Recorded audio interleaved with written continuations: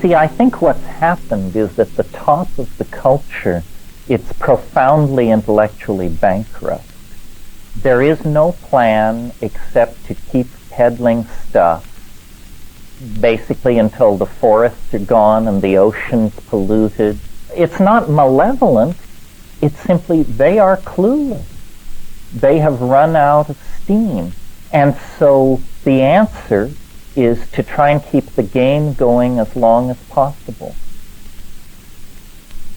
With casino gambling, with lotteries, with endless distractions, with pop culture fads, with cults of celebrity, with spectacular trials and gory mass murders and endless circuses, while the people at the top are saying, sooner or later the shit is going to hit the fan. Sooner or later the dam will burst.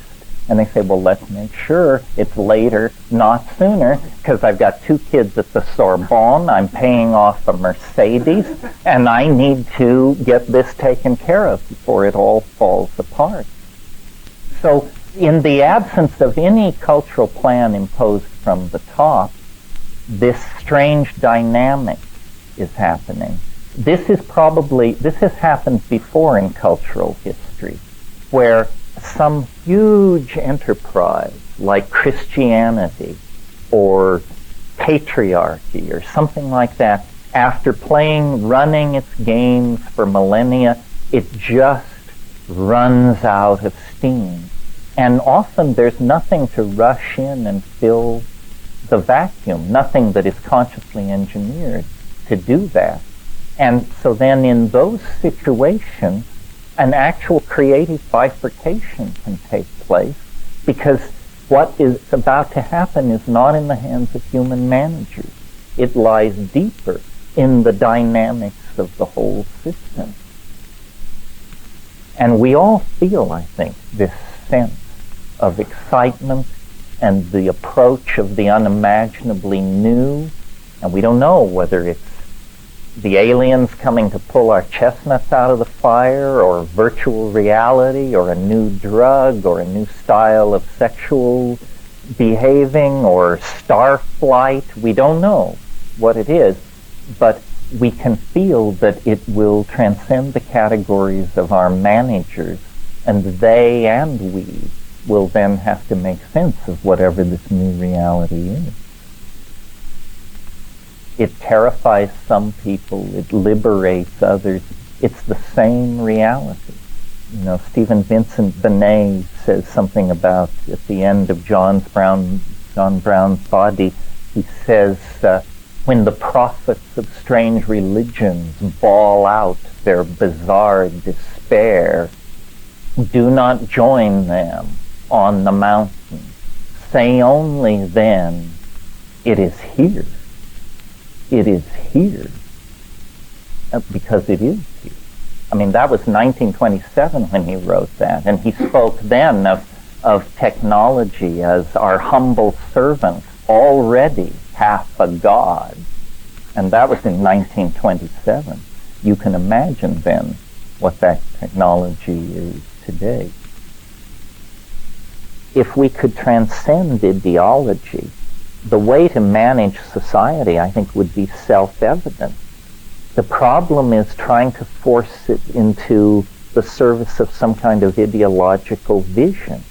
And then, of course, it becomes intractable, because no ideological vision we've ever had has been true to our humanness.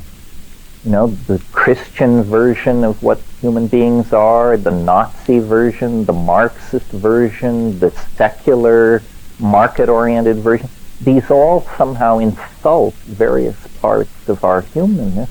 And so when an attempt is made to push us into these things, it doesn't work. And you get instead warring. I think the managing of society would be fairly simple in the absence of ideology. But we're addicted to ideology because somewhere along the line we've gotten the idea that you can't understand the world without an ideology. When in fact, And ideologies are incredible impediments. Well, I suppose as long as we are disparate entities, there will be hierarchies of control. That seems obvious.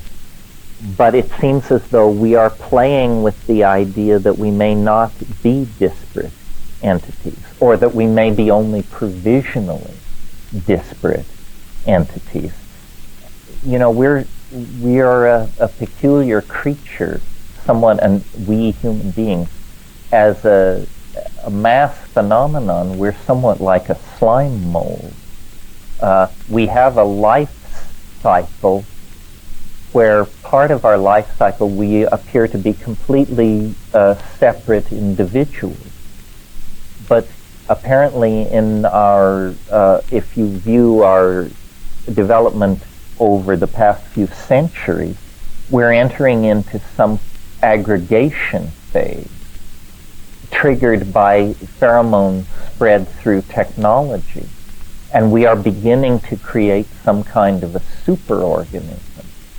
And the fear of some people is that once inside this superorganism, we will be forced into a permanent status as a sub-level of the hierarchy. In other words, you will have to give up your individuality and you will just become a kind of liver cell or brain cell or something in this organism. But I don't think this is the case. I think we have the unique ability to combine these two modes of existence. This is why we have this notion of society and the private reality of the individual. And probably in the domain of society, there will always be forms of, I don't want to say control, but management of the distribution of commodities. But the idea, I think, is to empower this other dimension, to spend as much time as possible in the individual free-swimming, free agent mode. In other words, not to see membership in society as a goal and a value to be conserved, but to see it as a necessary evil. You know, we need social organization, but in minimal doses. And when we go on a bender of addiction to social normative behaviors, then you get a psychic epidemic like National Socialism, where people voluntarily abandon their individuality to act in concert with some kind of mass impulse. This is extremely evolutionarily retrograde. It's not what we want to do. So I guess what I'm pleading for is an enlightened form of alienation, and not simply an emotionally driven alienation, but a strategically driven alienation.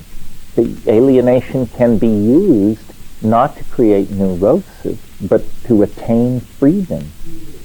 Creative alienation. Alienation that embraces itself as the source of inspiration.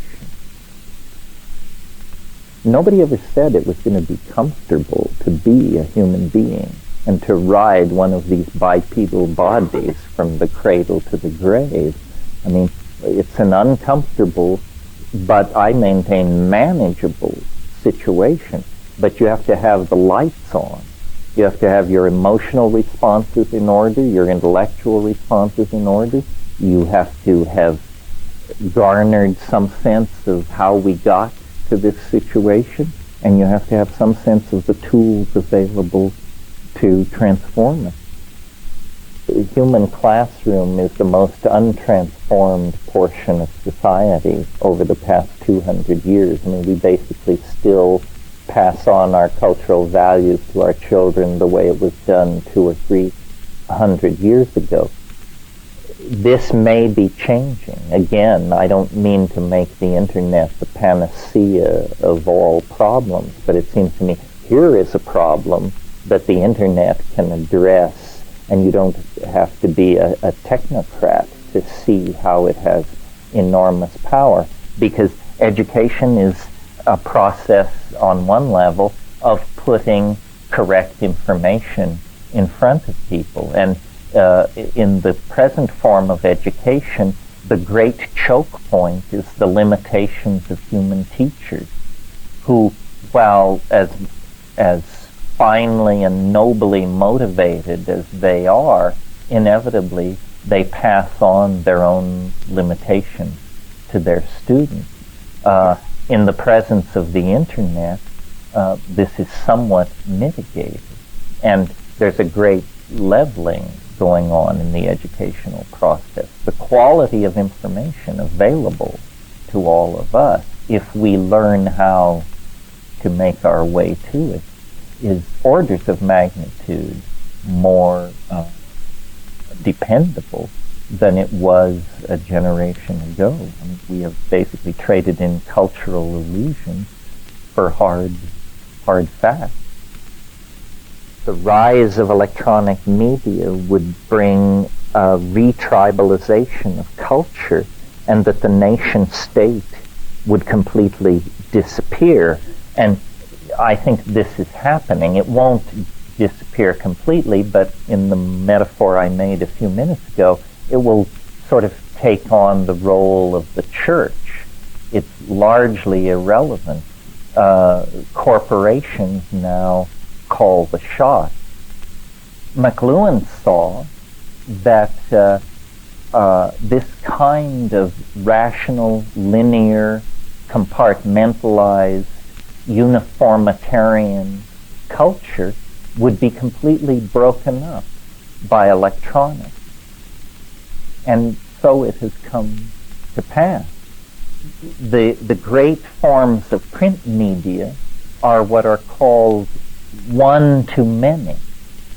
A publisher publishes a book and many people read it.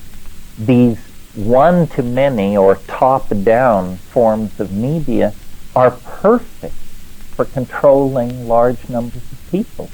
You have the idea of the ministry of truth, where truth is something dispensed by governments and received with grateful upturned faces by bewildered citizenry that would otherwise apparently have no access to truth. This is madness. The new electronic media are what's called any-to-any.